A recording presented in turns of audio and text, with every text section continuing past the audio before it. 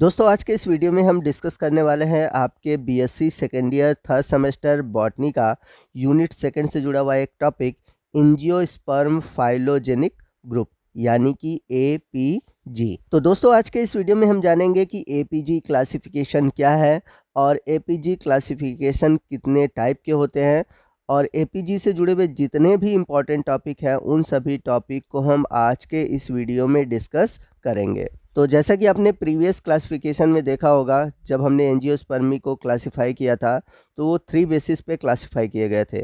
पहला था आर्टिफिशियल, दूसरा था नेचुरल और तीसरा था फाइलोजेनेटिक। तो आर्टिफिशियल क्लासिफिकेशन में हमने थियोफ्रेस्टस और कैरोलस लीनियस के क्लासिफिकेशन को देखा था।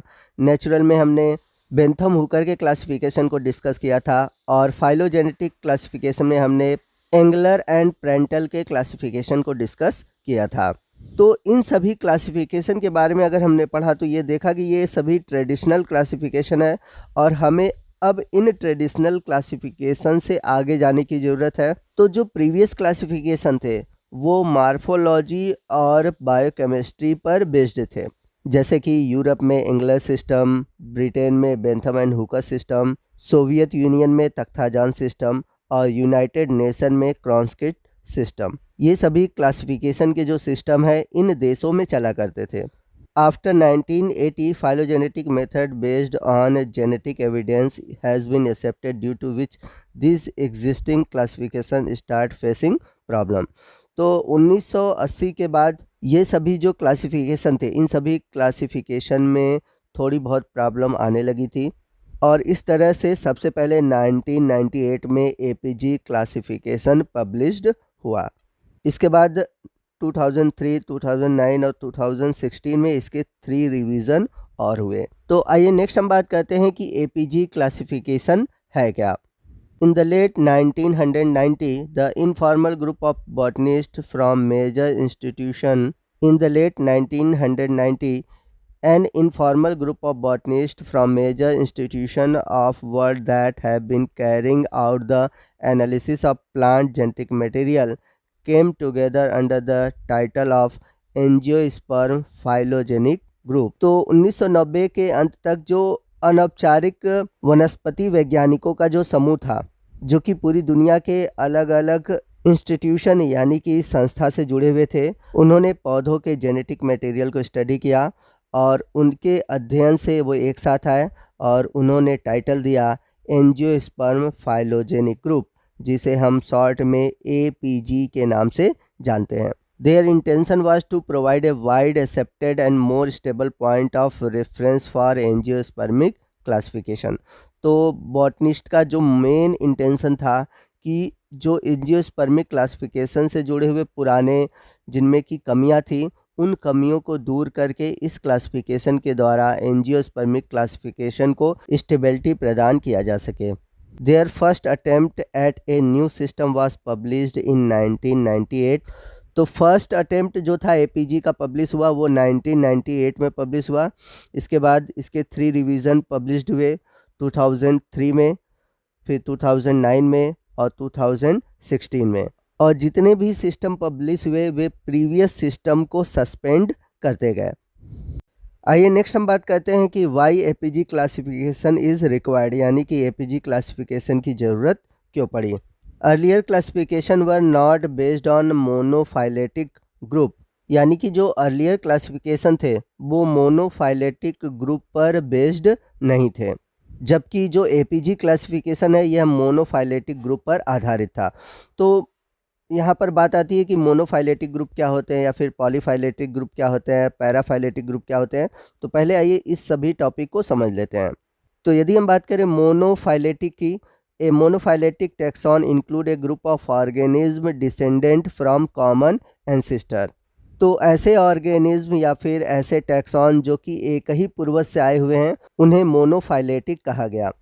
तो नीचे आप देख सकते हैं कि बी से जनरेट हुआ है CF और सी से जनरेट हुआ है DE और F से जनरेट हुआ है GH।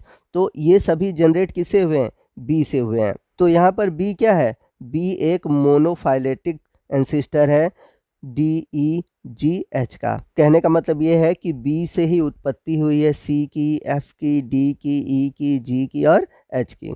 वहीं हम बात करें पॉलीफाइलेटिक ग्रुप की। A polyphyletic taxon is composed of unrelated organism descendant from more than one ancestor.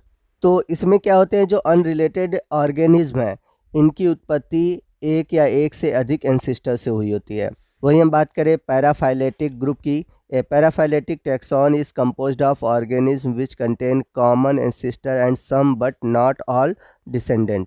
तो टैक्सॉन 2 देखिए, यहाँ पर हम पॉलीफाइलेटिक की बात करेंगे तो यहाँ पर आप देखेंगे ई और जी जो है ये दोनों अनरिलेटेड ऑर्गेनिज्म हैं, क्योंकि इन दोनों के एंसेस्टर अलग अलग हैं। ई के एंसेस्टर हैं सी और जी के हैं एफ।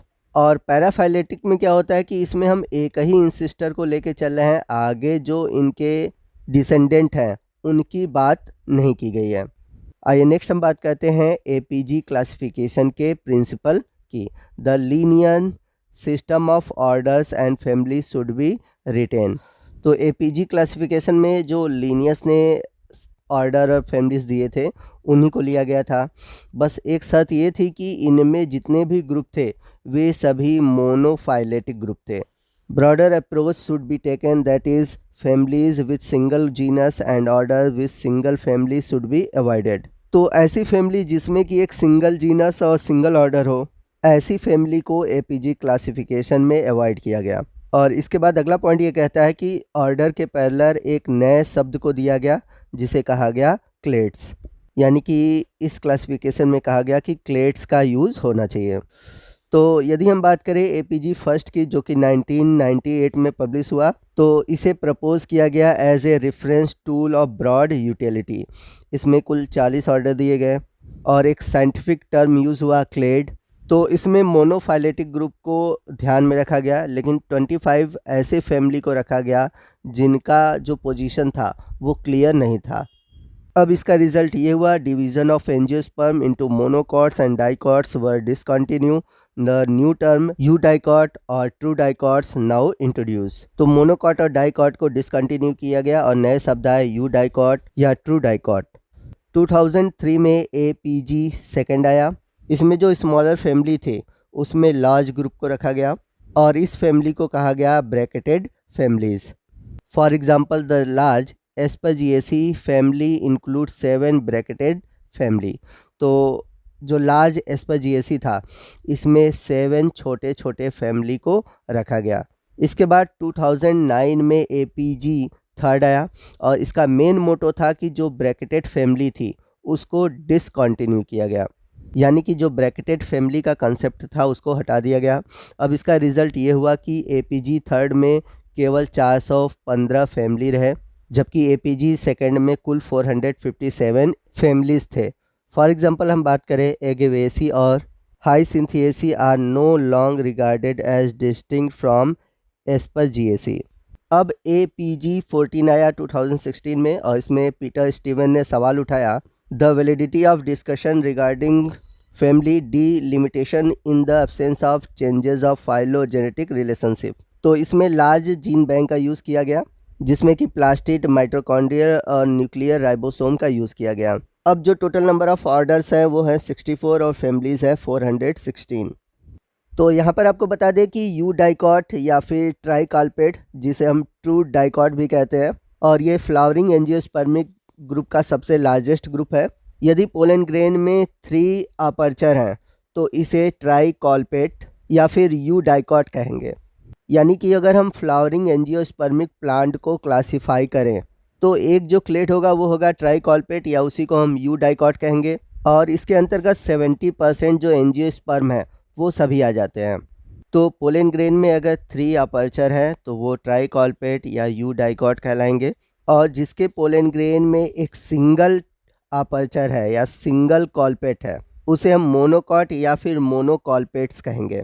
अब हमारे पास 2 तरह के एंजियोस्पर्मिक प्लांट हैं, एक तो 3 अपर्चर वाले पोलन ग्रेन वाले जिसे हम ट्राइकॉल्पेट या फिर यू डाइकॉट कहते हैं, और दूसरा है मोनोकॉट या फिर मोनोकॉल्पेट जिसमें कि पोलन ग्रेन में केवल एक अपर्चर पाया जाता है। अब यहाँ पर सवाल उठता है कि जो मोनोकॉट और ट्राइकॉल्पेट या फिर यू डाइकॉट में नहीं आते हैं उन्हें किस ग्रुप में रखा जाए। तो इन्हें रखा गया मैग्नोलिड्स में, पैलियोडाइकॉट्स में या फिर बेसल एंजियोस्पर्म में। यानी कि अब हमारे पास दो तरह के प्लांट है, एक तो मोनोकॉट्स और दूसरा है यूडाइकॉट्स। तो मोनोकॉट्स वे होंगे जिसमें कि पोलन ग्रेन में एक सिंगल अपर्चर होगा, और यूडाइकॉट वे होंगे जिनमें कि पोलन ग्रेन में 3 अपर्चर या फिर कह सकते हैं ट्राई कॉलपेट होंगे। तो मोनोकॉट में कुल 22% एंजियोस्पर्म आते हैं, जबकि यूडाइकॉट में 75% एंजियोस्पर्म प्लांट आते हैं। तो अगर हम इन दोनों का टोटल करें तो कुल 97% जो एंजियोस्पर्म प्लांट है वो मोनोकॉट और यूडाइकॉट में रखे गए हैं, और जो बचे हुए बाकी 3% एंजियोस्पर्मिक प्लांट है वो आते हैं पैलियोडाइकॉट में। तो कुल मिलाकर देखा जाए आज के दौर में जितने भी एंजियोस्पर्मिक प्लांट हैं उन्हें कुल 8 ऑर्डर के अंतर्गत रखा गया है। पहला है यूडाइकॉट, दूसरा है पाइपरेल्स, तीसरा है लॉरेल्स, मैग्नोलियल्स, मोनोकॉट्स, ऑस्टोबाइबेरियल्स, निम्फियल्स और एम्बोरेलियल्स। इसमें यूडाइकॉट्स, मैग्नोलिड्स और मोनोकॉट्स, और इसके अलावा ये 3 पॉलीफाइलेटिक ऑर्डर जो कि मोनोफाइलेटिक नहीं है। तो कुल मिलाकर एंजियोस्पर्म से जुड़ा हुआ इतनी सी बात है, आपको ये बातें समझनी ज़रूरी हैं। तो दोस्तों ये था हमारा आज का वीडियो जो कि APG पर आधारित था। आई होप आपको सभी चीज़ें समझ में आ गई होंगी। वीडियो अच्छा लगा हो तो वीडियो को लाइक और शेयर करना मत भूलिएगा, और कोई भी डाउट हो आप हमसे कमेंट करके पूछ सकते हैं। मिलते हैं अगले वीडियो में अगले टॉपिक के साथ, तब तक के लिए जय हिंद, जय भारत।